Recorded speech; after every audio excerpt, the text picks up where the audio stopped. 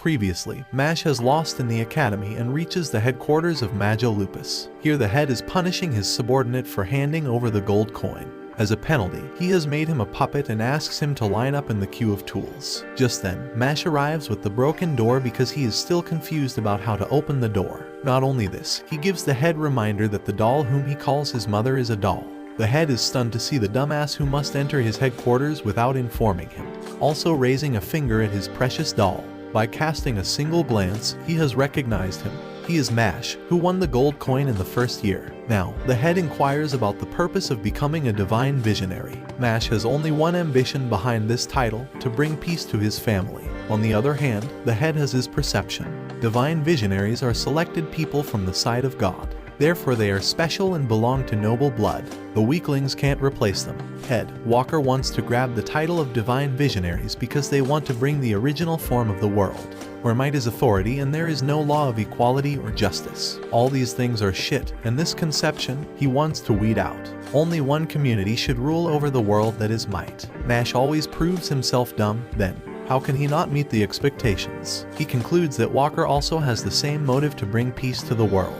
Fellows of the Walker are taken back because Mash has misinterpreted the point of the head. They firmly believe he is not paying attention to their head or Walker. Also, they are inspired by his daring behavior in front of their master. Just then, Walker considers his statement hostility, but Mash shows his little intelligence by apologizing. By watching his lenient behavior, he is ready to spare Mash for a gold coin. Mash, who doesn't fear anyone, straightforwardly says no to him. This no proves to slap on his face. That's why he nods his puppet to strike Mash. In a blink of a moment, Mash has tossed this puppet into the ground, and this puppet has again transformed into a human. This human is no other than Silva, who has given him a tough time. He looks at Walker and confidently says this rival is not his match. Just after this, a Joker-type puppet appears behind and grabs his hand with an iron grip. He takes out the golden coin and has flung over to Walker. After that, he smashed Mash with the pillar. Still, Mash stands up with incredible strength and wants to teach him a lesson by proving that this Joker can't beat him. Excitedly, he has crushed the face of Silva and is worried about him. Mash wants to continue the fight but can't spare Silva in this condition. So, he leaves this matter for another round because Silva's life is essential.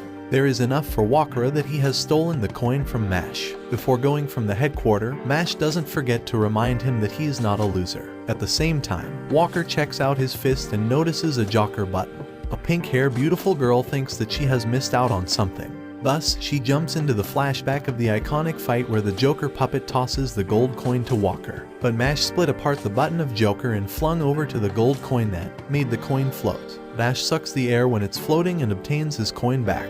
Now, Walker has realized that this young child is not ordinary. Aside from this, he takes Silva into the infirmary, where he is perfectly alright. But he fainted. He is relaxed when he opens his eyes because he has shifted into human form. On the contrary, he cannot remember anything after transforming into a doll. While looking around, he found Mash exercising to build his physical strength. It is astounding because he has created so much trouble in his way. And in the critical situation, he has taken him out of hell. Mash has saved him because he is in trouble and must protect the people in difficulty. By changing his school uniform, he moves from here. Apart from this, Silva is still confused and calls him a punk. In the Adler room, Dot and Lance are seated. Lance is still trying to figure out why he is coming here and has noticed his hairstyle. In reality, Dot has a makeover of his hair for Lemon, who, like Bang, thinks. Right now, Dot is pissed off by watching the enormous hotness of Lance. And Lance is also agitated by his rude behavior. That's why both challenges each other. Finn, who has recently entered this room, is worried about his room. He doesn't want anything ruined in the room, so he asks them to settle this dispute outside the room. By ignoring Finn, they are threatening each other to murder, and take out their magic sticks to teach each other a lesson. Before they use their magic, Mash appears by holding the broken door. He tells the same thing to settle their matter outside the room because he can't tolerate destruction in the room. In reality, it's Mash who has split the door apart. By ignoring everyone, Dot passes the gift to Finn for delivery to Mash. He has brought herb tea to boot, and everyone is watching him with bewilderment. This is Dot's favorite herb, who has given him a gift. Finn is astonished because he never imagined that Dot would like tea. Now, Lance diverts Mash's attention to the gold coin, enjoying his cream puffs. Contrarily, Dot only wants a girlfriend, and Mash is pursuing peace. Abruptly, Lemon arrives. She is worried but shocked to see 4 men in a room. She wants to show them importance. Therefore, she takes them to magic scale displays. They can see that Lang is leading the other groups. They have 15 gold coins because they have nubbed from the other groups. There is no one to stop them, so they are taking advantage of it. Adler seniors are outside because of important task. So, this responsibility is on their shoulder to mess with the Lang group. Lang's group is not ordinary because they consider themselves eligible for the Divine Visionary, and they can do anything to acquire this title. However, they are ready to eliminate those who try to steal the coins. Lemon only relies on Mash, and Dot is shocked to hear it. After this determination, Mash returns to Owl Hut to face his punishment. As a penalty, Principal has punished him for cleaning up the fuss in the Owl Hut. Unwillingly, he is ready for this. He realizes he is not alone. Lance is also with him. Lance is here to assist him and watch out because Lang's man can come here to steal the gold coin. Further, it's a golden opportunity to teach them a lesson. On the other hand, Allor and Fanny have also stepped inside the designated location. A giant spinning wheel is in the hand of the Fan, whom he carries without difficulty. They are here to grab the last golden coin from Mash. While talking, a sea creates inside the feet of Mash that is trying to drown him. This gift is from the side of Fang.